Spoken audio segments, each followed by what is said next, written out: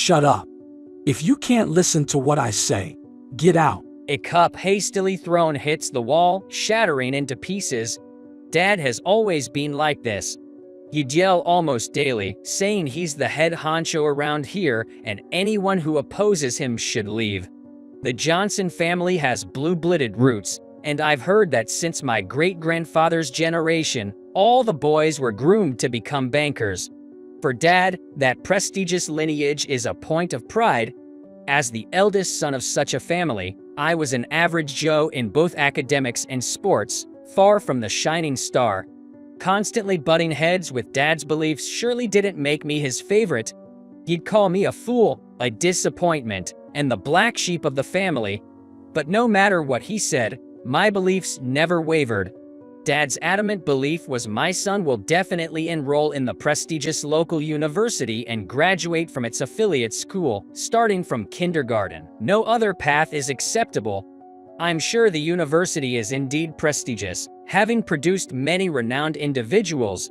However, no matter how good a university is, if it doesn't offer what you want to learn, there's no point. And I'm sure as hell didn't want to be forced by my parents to enroll. I secretly consulted with my mom behind my dad's back and decided to transfer to a public middle school instead of moving on to the next grade at my current school. When my dad found out, he was furious at first, but after a while, it seemed like he thought it was a waste to even bother, so he stopped saying anything. For a while, I was worried because my mom's cheeks were red and swollen, but when she stroked my head and told me not to worry, I couldn't say anything. My 2-year-old younger brother's name was Mike. Unlike me, he was an honor student who was good at both studying and sports and had many friends. Dad started to show even more interest in Mike, and being pampered and spoiled, Mike began to look down on me alongside Dad. Little by little, I felt like I didn't belong at home, and my return times became increasingly late. The only reason I didn't leave home was for my mom, who was my only ally. Dad was very chauvinistic, and Mom, who had been oppressed for years, was always scared. One day, when I saw my mom crying after being hit by my dad, I told her, "Let's run away from here." But Mom just shook her head and said we have to endure until you guys become adults. Mom, who got married young, had never worked before, and with her parents passed away, she had no place to return to. If it's just living on my own, I could live by myself, but I can't raise kids on my own. I'd rather get hit than be separated from my beloved children. I still remember her trembling shoulders as she hugged me and said that, although I resented my dad, I had no dreams or goals and started to spend time in secluded places to escape reality. Reading books in the corner of a churchyard or casually climbing a nearby hill. One day, after a chance encounter, I found a purpose. I started working without going to college, and in the blink of an eye, 8 years passed. While I don't earn a high salary and the job is tough, I'm truly happy working alongside a fantastic mentor and doing what I love. I often had to be away from home because of work, but at Mom's request, I've always made it a point to spend New Year's at home. As midnight approached on New Year's Eve, when I got home from work, my dad and Mike were having a drinking party, their faces flushed with alcohol. Hey William, working this late. Dummies sure have a hard time with work. That suits you. My tirelessly caring mom goes unnoticed, while my damn father, who disdains me, bursts into crude laughter. I really want to get out of this place right away, but right now, I can't afford to support my mother. Frustrated, grinding my teeth, Mike, who'd been laughing alongside my father, finally spoke up. Hey, I got a job offer from Dad's bank. Unlike you, I'm competent. Fitting for a Johnson, don't you think?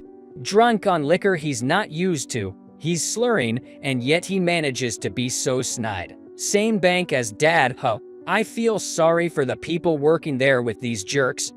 As I expected, there wasn't even a glass set for me. I ate my special meal alone in my room. Throughout the first few days of the year, Mike kept boasting about his job offer. Dad would compare Mike and me, hurling verbal abuses and throwing random things at me. I'm ashamed to have a son like you. Bring shame to the Johnsons and you better leave. Television remotes, empty liquor bottles, and ashtrays have become all too familiar projectiles aimed at me. I've gotten pretty good at dodging these thrown objects, but that only seemed to anger my old man even more. After New Year's was over, Mom saw me off to work, but she was quickly summoned by my dad. Just when I thought things were getting back to normal after a tumultuous holiday season, something else happened. On my way back to the workshop, with a load of wood in the back of my pickup, I accidentally made eye contact with Mike. I don't know why he was walking down that deserted country road, but he burst into laughter upon seeing me. It's so funny. Look at you doing some dirty manual labor. Guess that's all dimwits like you are good for. Looking at the wood in my truck, he probably thought I was a logger or carpenter and kept making condescending remarks about manual labor. I considered ignoring him and moving on, but my mentor in the passenger seat spoke up. Hey now, don't mock this young man, and don't belittle someone's profession. Mike, clearly irritated by my mentor's calm demeanor, shot back. Shut up. At your age, you're still working just to make ends meet. Who are you to act all high and mighty? This guy mocking me is one thing, but to disrespect my mentor too. As anger welled up inside me, I impulsively tried to get out of the car and confront him, but my mentor held me back. William, stop it. Your hands aren't meant for this. Those words snapped me back to reality, and I regained my composure. He is right. If I lashed out now, I'd never be better than him.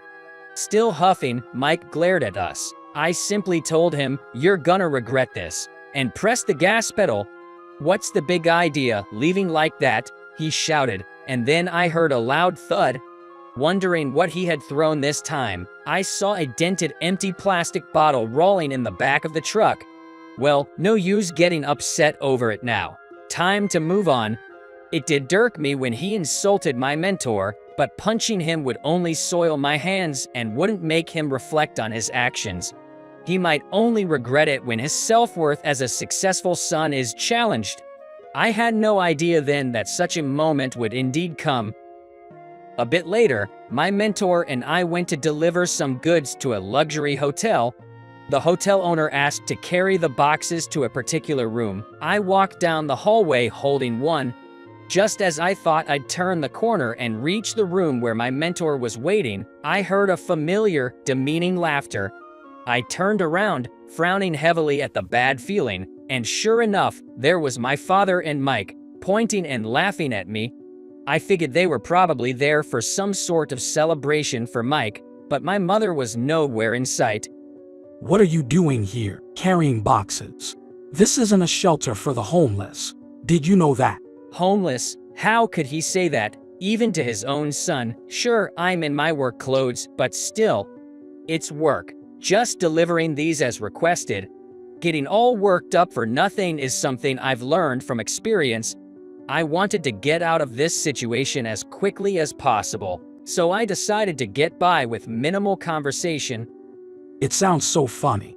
You're not a laborer, but a delivery guy. If it wasn't for your job, I bet you couldn't even step foot in a place like this. That's so lucky, aren't you? Behind the two doubled over with laughter, a hotel staff member wears a worried expression. As I was wondering what to do, the sliding door opened and mentor peeked out. Looking different from when he's at work, wearing suits and his hair well combed, Mike burst into laughter. Sounds terrible. Even when he tries to look good, he still seems like a poor old man. Mike pinches his nose and waves his hand in front of his face, laughing and indicating something stinks. On the other hand, my dad, realizing who mentor was, turned pale. No wonder, my master's name is John Fitzgerald. He's a world-renowned potter, a national treasure, and also the major shareholder of the bank where my dad works. My dad, holding an executive position, obviously knows the consequences of upsetting such an influential person. I didn't intend to involve my master in my family issues, but it's their own doing since they went this far. Mike, you must apologize to the professor right now. Being forced to kneel by my dad, Mike, looking bewildered, muttered, "Huh, why?" I let your recent mischief slide because you're his student, but I won't stay silent anymore. Hearing mentor's words, my dad started shaking in fear. Back when I was in middle school, I aimlessly walked a trail in the nearby Colorado mountains and somehow found myself in his studio. Captivated by the unfinished ceramics, Mentor showed me many of his works. I only learned he was the famous John Fitzgerald, known for not taking in students, when I asked to be his apprentice in high school. I could feel the magnificence of the artwork, but I was dumbfounded when I realized he was a national treasure. Might be interesting to have an apprentice before I kick the bucket. You seem to have a good eye for things. With that, my apprenticeship was accepted, and now we travel to various places together. Even though we lived under the same roof and I didn't go home often, the two of them had no idea what I was up to.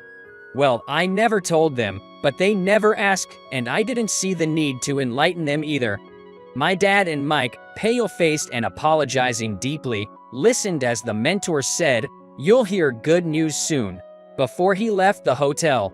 A few days later, at the shareholders meeting, the mentor spoke about my dad and Mike.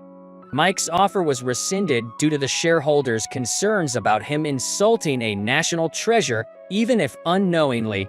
Additionally, there was a strong sentiment against letting someone who had long belittled his own son hold a position of power. So, my dad was demoted to a staff member position under the strict guidance of a boss who was my dad's staff member. His once soaring pride seems to have been shattered. They're still family after all.